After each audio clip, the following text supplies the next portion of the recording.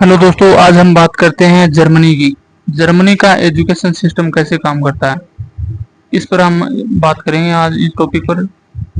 तो चलिए बात करते हैं कैसा क्या होता है। इसमें देख सकते हैं आप कि जर्मनी की एजुकेशन दुनिया में सबसे एजुकेशन मानी जाती थी। कोई टाइम ऐसा था कि जर्मनी की एजुकेशन है वो दुनिया में सबसे अच्छी मानी जाती थी। लेकिन धीरे धीरे टाइम निकलता गया और इसमें बदलाव आते गए। तो बताते हैं आपको कि जर्मनी की एजुकेशन कैसे काम करती है।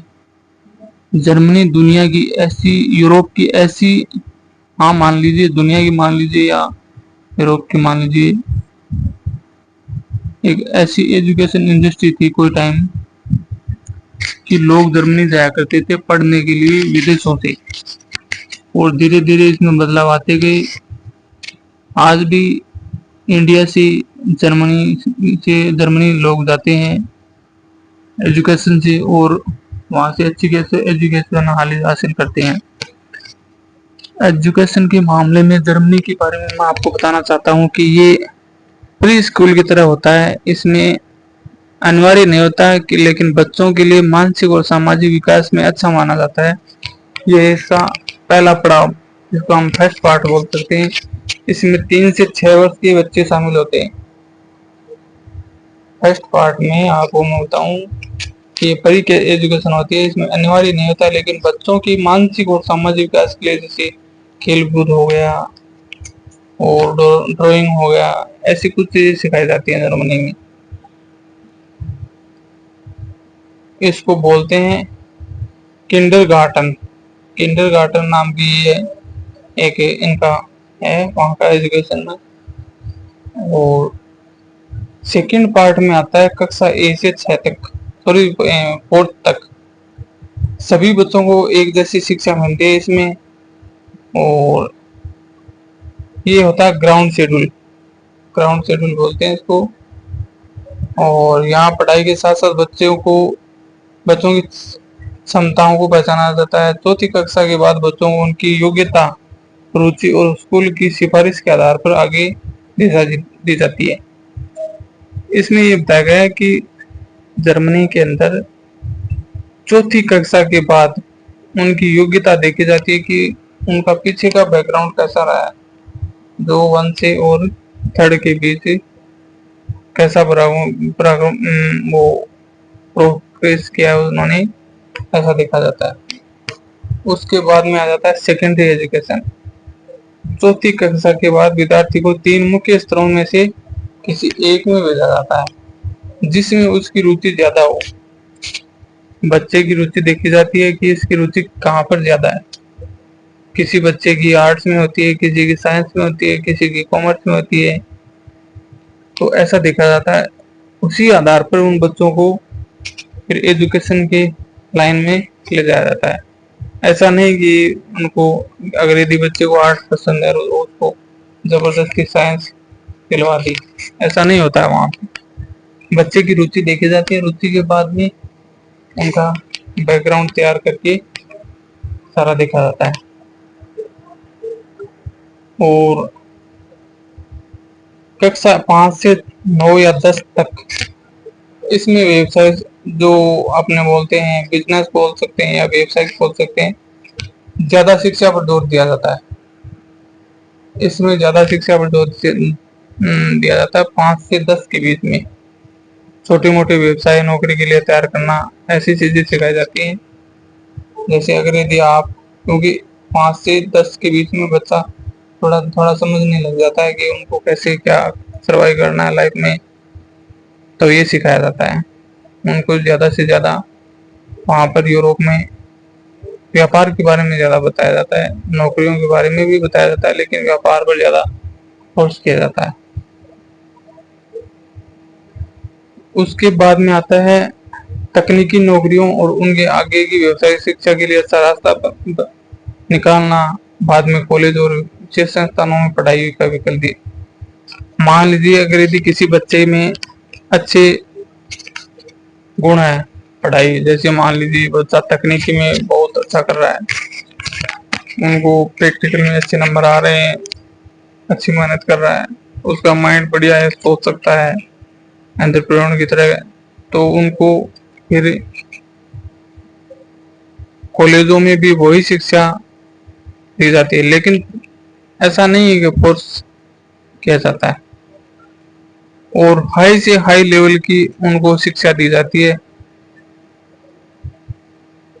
उसके बाद में वहां पर एक एग्जाम होता है, 70 का अंत में एक एग्जाम होता है जिसको बोलते हैं एबिट्योर, और विश्वविद्यालय में दाखिला के लिए आवश्यक होती है। मान लीजिए अगर यदि किसी बच्चे को यूनिवर्सिटी में एग्जाम देना है, तो एबिट्योर नाम करके एक एग्जाम होती है, वो देनी पड़ती है, तभी उनका एग्जाम वो कॉलेज में उनको एडमिशन मिलता है। ऐसा नहीं, उस एग्जाम के बाद में उनको कॉलेज शिक्षा प्रारंभ की जाती है। जर्मनी के अंदर एक ऐसा ड्यूअल सिस्टम लगा रखा है उन्होंने, सॉरी बना रखा है। खास बात यह है कि छात्र स्कूल के साथ साथ किसी कंपनी में इंटर्नशिप या ट्रेनिंग भी कर सकते हैं। इसमें पढ़ाई प्रैक्टिकल ट्रेनिंग दोनों साथ हो सकते हैं। जर्मनी की एजुकेशन की अच्छी मानी जाती है, क्योंकि वहां पर बच्चे को काम के साथ साथ एजुकेशन भी मिलती रहती है, और उनको ऐसा नहीं कि वो इंडिया की तरह या पाकिस्तान बांग्लादेश की तरह बेरोजगार रहे, ऐसा नहीं होता वहां पे। उनको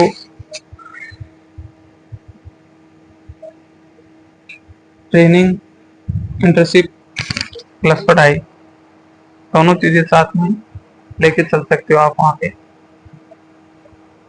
ऐसी शिक्षा दी जाती है। हमारे यहाँ इंडिया पाकिस्तान बांग्लादेश एशिया में ऐसी कंट्री है, वहां पर एजुकेशन तो बहुत है, लेकिन ऐसी चीजें नहीं सिखाई जाती कि उनको साथ में जॉब के लिए भी कोई प्रावधान हो, ऐसी कोई चीज नहीं है। एबिट्योर पास करने के बाद विद्यार्थी विश्वविद्यालय में दाखिल ले सकते हैं।